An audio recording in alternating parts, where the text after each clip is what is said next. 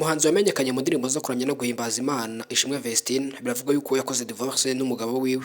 Ibi bikaba byaraturutse ku butumwa bwe yanyujije ku rubuga rwa Instagram mu magambo y'icyongereza agira ati ubuzima ndaburambiwe mbayeho nabi pe. Ikindi kandi yashaka ko ariyo mahitamo mabi nagize mu buzima. Ishimwe Vestine ni umuhanzi wamenyekanye mu Rwanda mu ndirimbo zo kuramya no guhimbaza Imana by'umwihariko itsinda ririmo Vestine na Dorcas. Iri tsinda rikaba ryaramamaye mu myaka irenga 5 ishize. Ahangaha bamamaye mu ndirimbo zo kuramya no guhimbaza Imana ahanini biturutse ku ndirimbo bakoze zigakundwa n'abatari bake.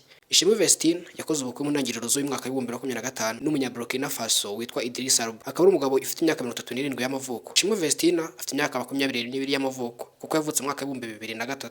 Mu ntangiriro z'umwaka wa 2025 Ishimwe Vestine nibwo yakoze ubukwe icyo gihe, hanyuma ubukwe impundu ziravuga abantu bati kobwa akoze ubukwe. Gusa nyuma yaho muri aya mezi abiri ashize Vestine yaje kuvuga ko nkoranyambaga asa n'uca amarenga ko atameze neza cyane mu rugo rwiwe. Ahanini byaturutse mu kiganiro yagiranye na Murindahabi Irene kuri chaîne ya YouTube yitwa MI Empire, aho yari kumwe n'umuvandimwe Dorcas aramubwira ati gushaka nushaka ukiri muto nzagushakira inkoni.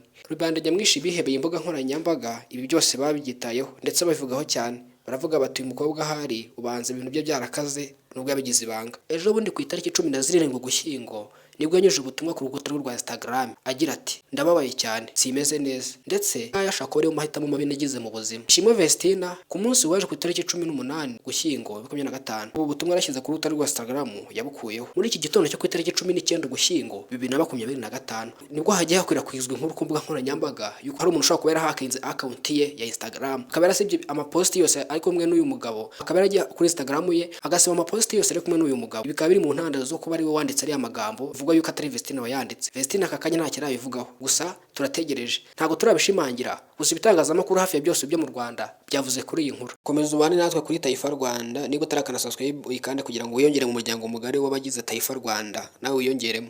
Ndabashimiye.